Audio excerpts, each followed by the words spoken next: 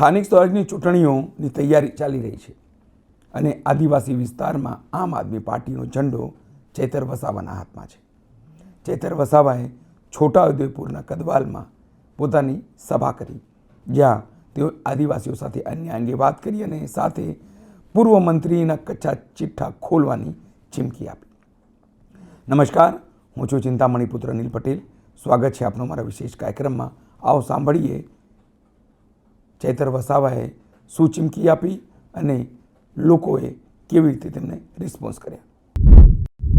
જોરિયા પરમેશ્વર અને રૂપસિંહ નાયકની ક્રાંતિકારી ભૂમિ પર અહીં મંચસ્થ ઉપસ્થિત, જેમણે ખૂબ જ સરસ વિગતવાર શિક્ષણ બાબતે, પરીક્ષાઓ બાબતે પ્રકાશ પાડ્યો એવા અમારા સાથી આમ આદમી પાર્ટીના વિદ્યાર્થી નેતા યુવરાજસિંહ જાડેજા, આપણા જ વિસ્તારના છોટાઉદેપુર લોકસભાના ઇન્ચાર્જની જેમની જવાબદારી છે એવા મુકેશભાઈ બારિયા, છોટાઉદેપુર જિલ્લાના આમ આદમી પાર્ટીના પ્રમુખ એવા રાધિકાબેન રાઠવા, છોટાઉદેપુર વિધાનસભાના પ્રભારી એવા વિનુભાઈ રાઠવા, કદવાલ તાલુકાના પ્રમુખ એવા રવિન્દ્રભાઈ, સાથે જ આ વિસ્તારના આગેવાન એવા પર્વતભાઈ, જેમણે આ મંચ પરથી ખૂબ સારું વક્તવ્ય આપ્યું, જેમને આપણે સૌ રાજેશભાઈ લગામી તરીકે ઓળખીએ છીએ એવા રાજેશભાઈ રાઠવા, જેઓ પોતાની પાઘડીથી પરિચિત છે, ઓળખાણ ધરાવે છે એવા અમારા આપણા સૌના વડીલ એવા ભંગિયાભાઈ રાઠવા,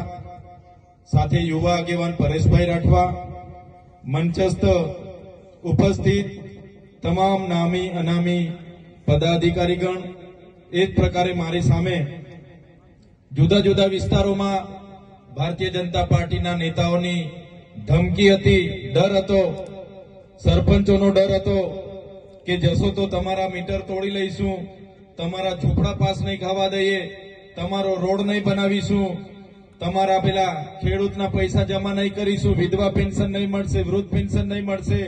છતાં પણ પોતાની કોઈની પણ દાગ ધમકીના દબાણમાં આવ્યા વગર મોટી સંખ્યામાં અહીંયા ઉપસ્થિત થયેલા મારા પિતા તુલ્ય વડીલો, માતા તુલ્ય મારી માતાઓ, બહેનો, મારા સાથી યુવાન મિત્રો, મીડિયાના મિત્રો, પોલીસ અધિકારીઓ, બધા માટે એકવાર આપણે જોરદાર તાળીઓ પાડી લઈએ.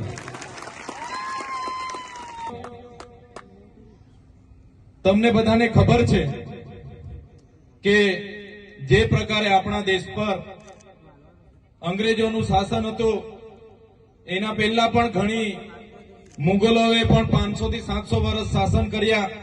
બીજી ઘણી બહારની અનેક જાતિઓના અતિક્રમણો થયા, આક્રમણો થયા અને આઝાદીના લડતમાં બધા જ લોકોએ પોતપોતાનું યોગદાન આપ્યું. 1857 નો વિપ્લવ હોય કે 1838 થી 1858 ની ક્રાંતિ હોય, એ રૂપસિંહ નાયક હોય, ગલ્યા નાયક હોય, બાબર નાયક હોય, જોરિયા પરમેશ્વર હોય, રવજી બારિયા, ભૈજી બારિયા હોય, રવજી નાયક હોય, બધા જ લોકોએ આઝાદીની લડતમાં દેશને આઝાદી અપાવવા માટે પોતાનું યોગદાન આપ્યું છે. તમે જોયું હશે ઇતિહાસમાં આપણા આદિવાસી ક્રાંતિવીરોના ગૌરવશાળી ઇતિહાસને સ્થાન નથી મળ્યું. ઇતિહાસના પાનામાં આપણને જગ્યા નથી મળી, પણ જે આપણો ઇતિહાસ હતો એ ધીરે ધીરે બહાર આવી રહ્યો છે. તમને હું વાત કરું, આ રાજસ્થાનની ભૂમિમાં જ્યારે મહારાણા પ્રતાપની સાથે પોતાના સગાઓ નહોતા, ત્યારે પૂંજા ભીલે, જે રાજા પૂંજા ભીલ, જેમણે પોતાની આખી સેના મહારાણા પ્રતાપની સાથે રાખીને એ હલ્દી ઘાટીનું યુદ્ધ કર્યું. એ મેવાડને બચાવવા માટેનું આખું યુદ્ધ હતું. એ જ પ્રકારે ઝલકારીબાઈ હોય, હલ્દી ઘાટીની ઝલકારીબાઈ હોય, એ જ પ્રકારે તમે મધ્યપ્રદેશના ટાટિયામામા ભીલ હોય, રાણી દુર્ગાવતી હોય, મહારાષ્ટ્રમાં ખાદ્ય નાયક હોય, ભાગોરા નાયક હોય, ચીતુ કોરાડ હોય, કે ત્યાંના ગુલિયા મહારાજ હોય, રામદાસ મહારાજ હોય, બિહારમાં બિરસા મુંડા હોય, ત્યાં ફૂલો જાલો હોય, સિંધુ કાનો હોય, જેવા અનેક આદિવાસી યોદ્ધાઓએ દેશની આઝાદીમાં યોગદાન આપ્યું. ગુરુ ગોવિંદસિંહની આગેવાનીમાં માનગઢની ધામમાં 1507 જેટલા આદિવાસીઓને અંગ્રેજોએ ગોળીઓ ભૂંજી દીધા. એ જ પ્રકારના અહીંયા આપણે જાંબુ ઘોડામાં ફાંસીએ ચડાવી દીધા.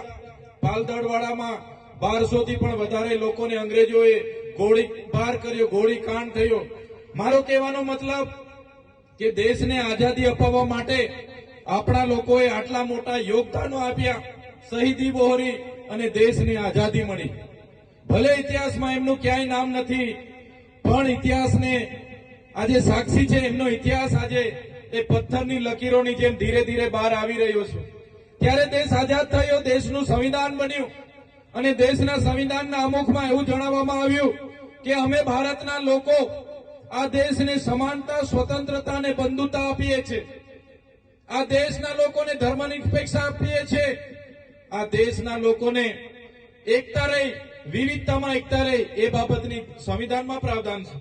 પણ આ દેશ એ સંવિધાનથી ચાલતો નથી.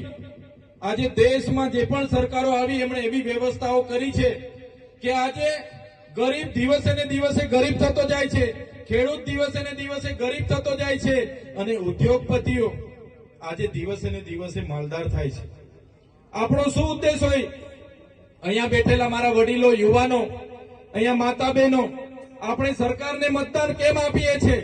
કે આપણે સરકારને એટલા માટે મતદાન આપીએ કે આપણા વિસ્તારમાં આપણને મૂળભૂત સુવિધાઓ મળે, આપણા બાળકોને ભણવા માટે સારી શાળા મળે, સારી આંગણવાડી મળે, પૂરતા શિક્ષકો મળે અને ભણી ગણીને જ્યારે આપણા યુવાન યુવતીઓ આવે તો એમને જીવન જીવવા માટેની રોજગારી મળે, નોકરી મળે. પણ એ આ સરકાર કરી નથી રહી. 30 વર્ષથી તમે જોયું હશે એક હતું ભારતીય જનતા પાર્ટીનું શાસન છે. તમે ને અમે બધા જ ભારતીય જનતા પાર્ટીને મત આપ્યા છે અને ભારતીય જનતા પાર્ટી વર્ષોથી 30 વર્ષ શાસન કર્યું છે. આજે સંવિધાનથી દેશ જો ચાલતો હોય તો એ સંવિધાનમાં અનુસૂચિ 5 લાગુ કરવામાં આવી છે. એ સંવિધાનમાં પેસા એક્ટ 1996 બનાવવામાં આવ્યો છે. એ સંવિધાનમાં 73 એની વાત છે. એ સંવિધાનમાં આદિવાસીઓના જળ, જંગલ, જમીન પરના અધિકારોનું પ્રાવધાન છે. એ સંવિધાનમાં વન અધિકાર અધિનિયમ 2006 અંતર્ગત જે પણ આદિવાસીઓ જંગલની જમીન ખેડે એને એ જમીન આપવાનું પ્રાવધાન છે. પણ સાથીઓ, આજ દિન સુધી આ ભારતીય જનતા પાર્ટીની સરકારે આપણા આદિવાસીઓના કાયદા કાનૂનનો અમલ નથી કર્યો. એટલા માટે અમે તમને કહેવા માટે આવ્યા છે કે હવે તમારો સ્વાભિમાન જગાડો અને આ ભારતીય જનતા પાર્ટીને આવનારી તાલુકા જિલ્લા પંચાયતોમાંથી દૂર કરો. એમના મંત્રીઓ, એમના સાંસદો, બધા જ લોકો આ વિસ્તારોમાં કહેવા માટે આવે છે કે અમારી સરકાર છે, અમારી સરકાર છે. અમે કહેશું તે થશે તો એમને કહેવા માંગીએ છીએ. આ ભીખાપુરાથી ઉપરની પૂર્વ પટ્ટીના ગામોમાં આજે વિદ્યાર્થીઓને અહીંયા આવવા માટેની બસની વ્યવસ્થાઓ નથી. આજે 4 મહિના પહેલા કદવાલને તાલુકો જાહેર કર્યો છે. આજે ત્યાં મામલતદાર કચેરીમાં લોકોને જવાબ આપવા માટે અધિકારીઓ નથી. આજે તાલુકા પંચાયતને 4 મહિના થઈ ગયા, એમના અધિકારીઓ આજે લોકોના કામ કરતા નથી. આજે કદવાલને એક ડેપો મળવો જોઈએ, સ્વતંત્ર પોલીસ સ્ટેશન મળવું જોઈએ.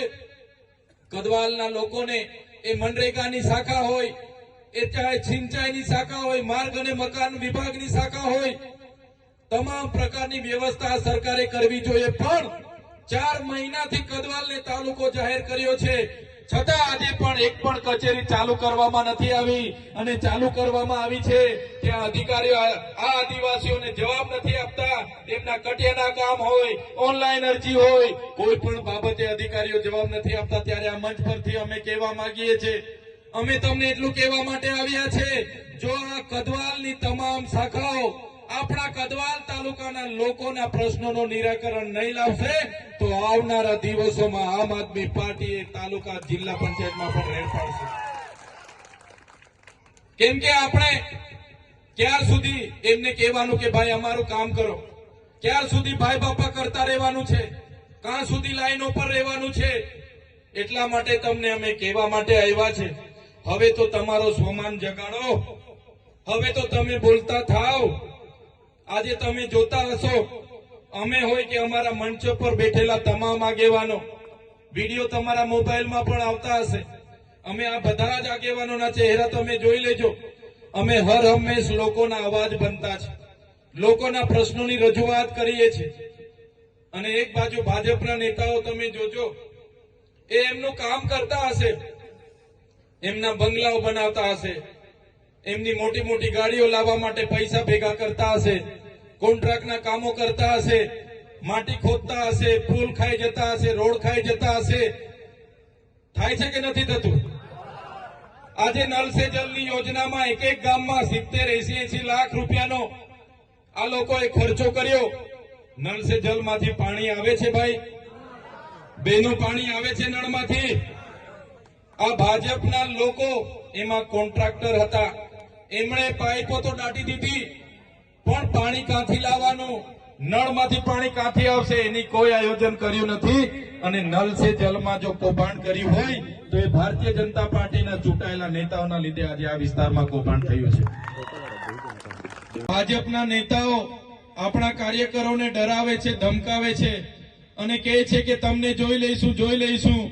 એટલે એમને પણ કહેવા માંગીએ છીએ, ભાજપના નેતાઓ પણ સાંભળી લે. આ આમ આદમી પાર્ટીના કાર્યકરો છે, આ આદિવાસી પરિવારના લોકો છે, અમારા વડીલો છે, અમારા યુવાનો છે. પોલીસનો ઉપયોગ કરીને કે અમારા લોકોને ડરાવવાના, ધમકાવવાની જો ભાજપના નેતાઓ વાત કરતા હશે, અમને જેલ ખોટી એફઆઈઆરની વાત કરતા હશે, તો ભાઈ તમને વેઠાય એટલું જ અમને હેરાન કરજો, કેમ કે અમે વ્યાજ સહિત તમારો હિસાબ લેવાના છે. અમે ડરવાના નથી. અમારી સાથે જે જેલની રમતો તમે રમો છો, અમારી તો ત્રેવડ છે. 3 મહિના, 5 મહિના, વર્ષ, 2 વર્ષ જેલમાં રહીશું ને તો પણ અમે તમારી સામે ઝૂકવાના નથી. પણ જે દિવસે આમ આદમી પાર્ટીની સરકાર આવશે, એ ભાજપના નેતાઓ, એ પોલીસના ઉચ્ચ અધિકારીઓ, એમને પણ અમે સાબરમતીની હવા ખાવા મોકલી આપીશું. અહીંયા જેટલા પણ પોલીસ અધિકારીઓ છે એમના માટે જોરદાર તાળીઓ પાડી લો.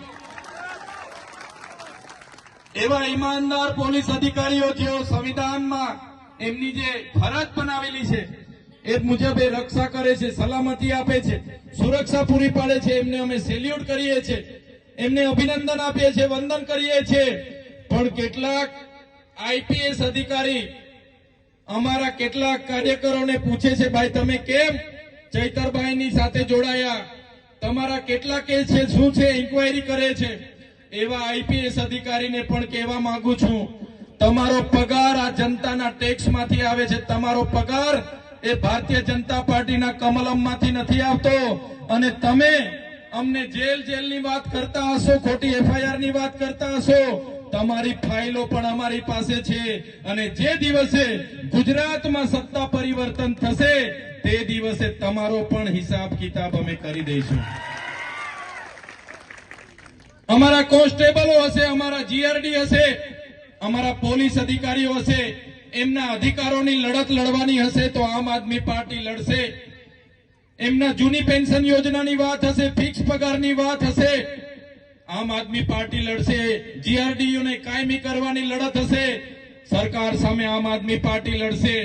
પણ જે ઉચ્ચ અધિકારીઓ, નાના કર્મચારીઓને, પીઆઈ પીએસઆઈઓને, અમારા લોકોને રંજાડવા માટે મોકલી આપે, અમારા પોલીસ અધિકારીઓને અમારી સામે ઘર્ષણ પેદા કરવા એસી ચેમ્બરોમાં બેઠેલા આઈપીએસ અધિકારીઓ એ ભાજપના એજન્ટ બનીને કામ કરતા હશે તો આવનારા દિવસોમાં એમનો પણ અમે હિસાબ કિતાબ કરીશું. અમે કોઈના બાપથી ડરવાના નથી.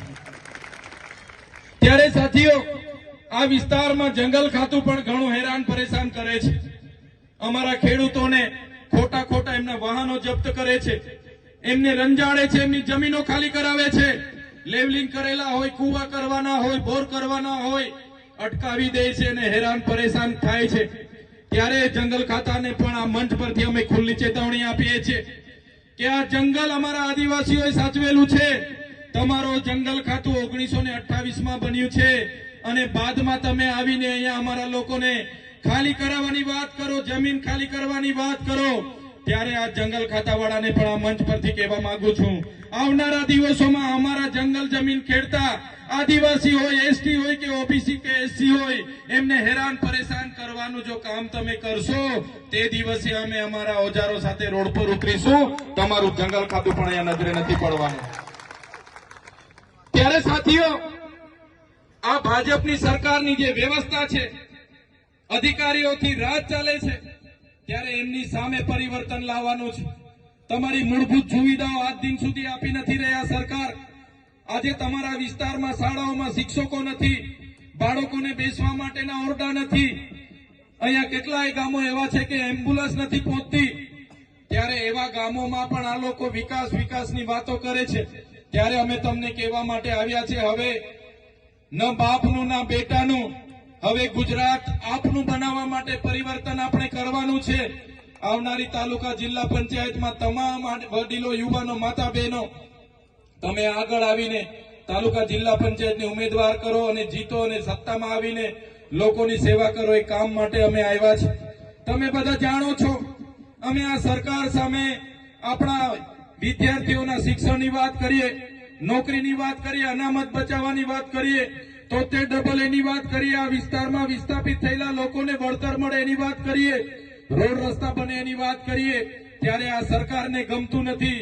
અમે કુપોષણથી પીડાતા બાળકોને નિવારણ કરવાની વાત કરીએ, સિકલ સેલ એનેમિયાથી આપણા વિસ્તારમાં પીડાતા લોકોને સહાયની વાત કરીએ. આ લોકોને પોસાતું નથી. અમારા પર ખોટા કેસ કરીને અમને પણ જેલોમાં નાખે છે. પણ સાથીઓ, જેટલું પણ આ લોકો દબાવવા, ડરાવવા અને ધમકાવવા માટેના અમારા પર પ્રયાસો કર્યા છે, એટલી જ વધારે તાકાતથી તમારા માટે અમે લડવાના છે, લડીશું.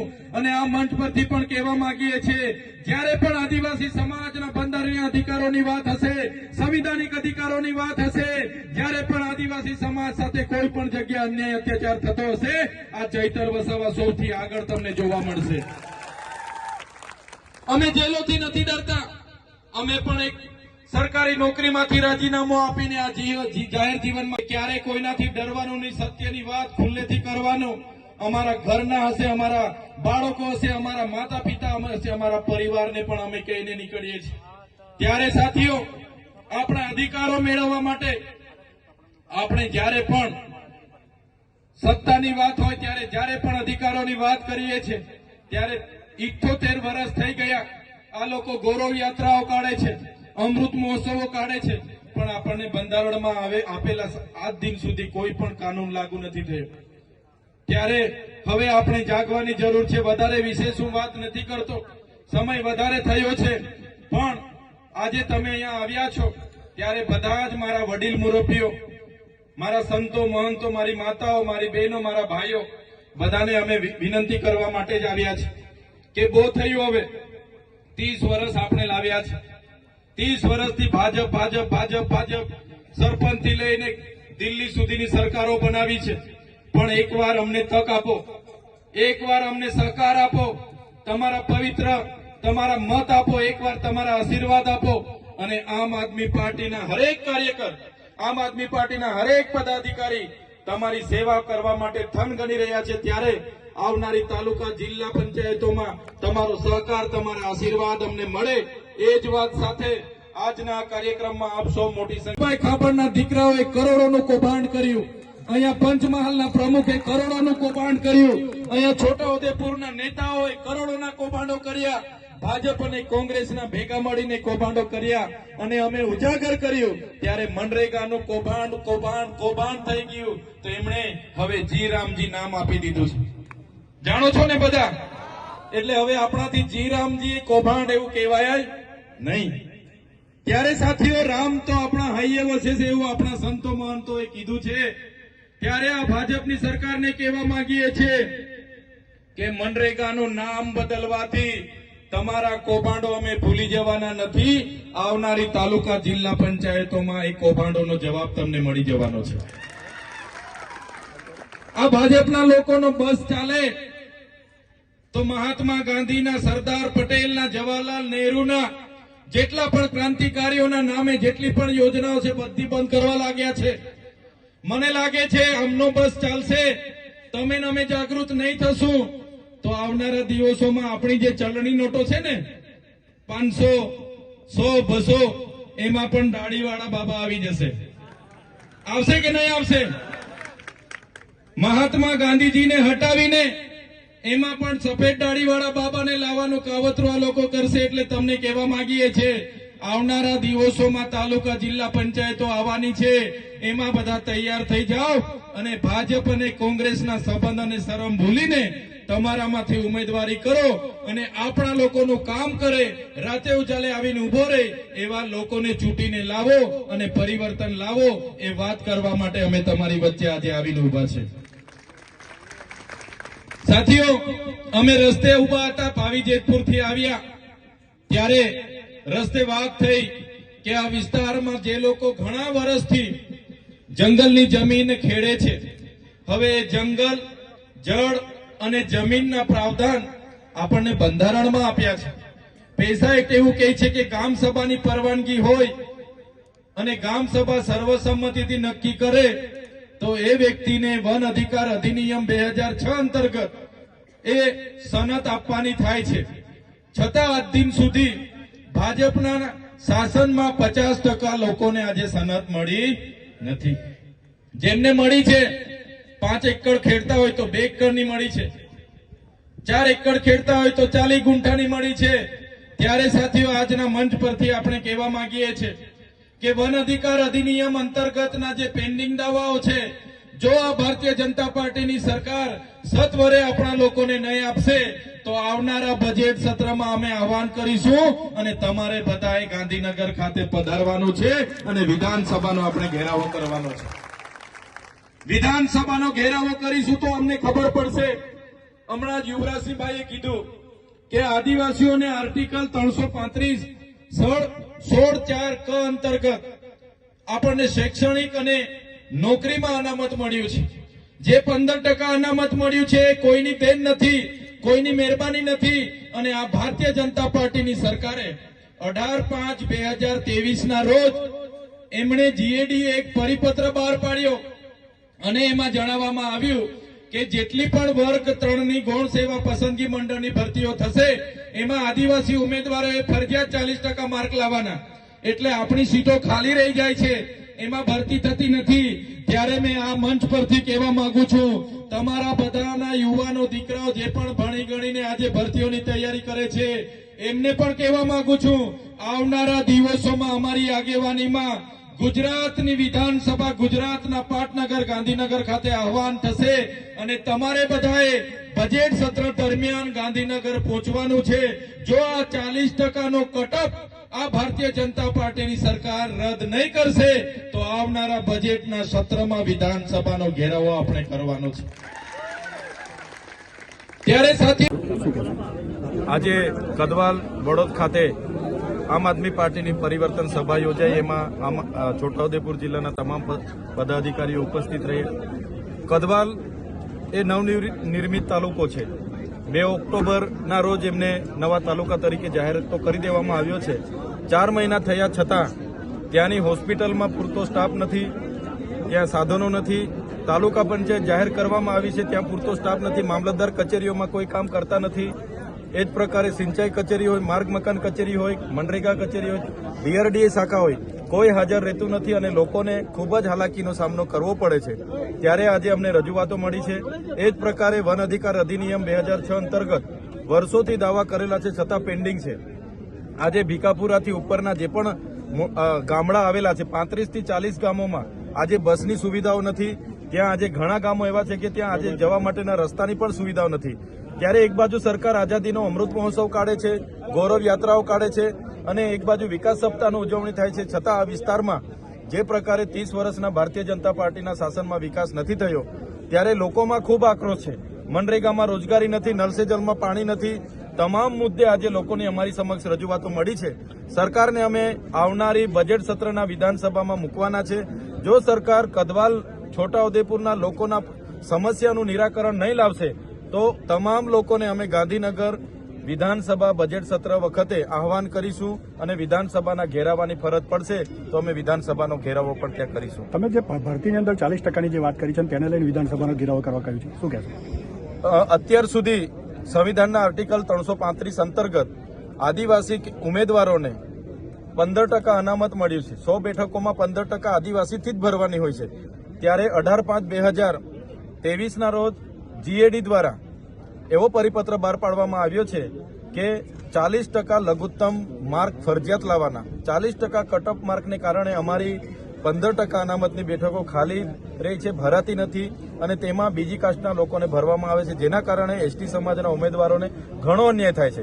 ત્યારે અમે અગાઉ પણ સરકારને રજૂઆત કરી છે અને ફરી પણ સરકારને અમે અલ્ટિમેટમ આપ્યું છે 15 દિવસનું. જો 40%નો કટઅપ દૂર નહીં કરવામાં આવશે તો એસટી સમાજના જેટલા પણ ઉમેદવારો છે એમને ત્યાં ગાંધીનગર આહવાન કરીશું અને વિધાનસભાનો અમે ઘેરાવો કરીશું. તમે ખવાડ ખાતેની સભાની અંદર એક પૂર્વ વન મંત્રીનું નામ લઈને જે આક્ષેપો કર્યા હતા, તો એ કયા મંત્રી હતા તેમનું નામ? પૂર્વ વન મંત્રી અને આદિજાતિ મંત્રીએ ગુજરાત પેટર્નના 10%ની ગ્રાન્ટ, ગુજરાત પેટર્નની ગ્રાન્ટ અને ટ્રાયબલ સપ્લાનની જેટલી પણ ગ્રાન્ટો 14 જિલ્લામાં આવી હતી એમાં બારડોલી, નવસારી, સુરત, વડોદરા અને અમદાવાદની એજન્સીઓને લાવીને બારોબાર કોઈપણ ટેન્ડર વગર બિનજરૂરી કામો એમણે આપી દીધા હતા અને કરોડો રૂપિયા કમાયા છે.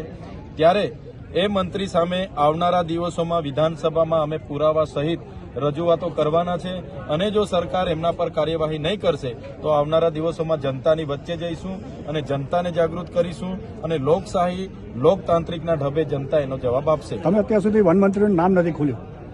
તમને બધાને ખબર જ છે પૂર્વ વન અને આદિજાતિ મંત્રી કોણ હતા, જેમણે કવાંટમાં આવીને ભાષણ કર્યું હતું. એટલે એમના પુરાવા અમે એકત્રિત કરી રહ્યા છે. આવનારી વિધાનસભામાં અમે એ પુરાવા સહિત રજૂઆત કરવાના છે. ચેતર વસાવાના વાતથી આપ કેટલા સમજ છો જરૂરથી કોમેન્ટ બોક્સમાં કોમેન્ટ કરજો. એ સિવાય અમારી યુટ્યુબ ચેનલ આપ લાઈક કરો, સબસ્ક્રાઇબ કરો, બેલ આઇકન દબાવો. સાથે અમારી વેબસાઇટ છે ત્યાં www.gujaratplus.in ત્યાં પણ જઈને તમે વધુ અપડેટ થઈ શકો છો. અત્યારે માટે બસ આટલું જ. નમસ્કાર.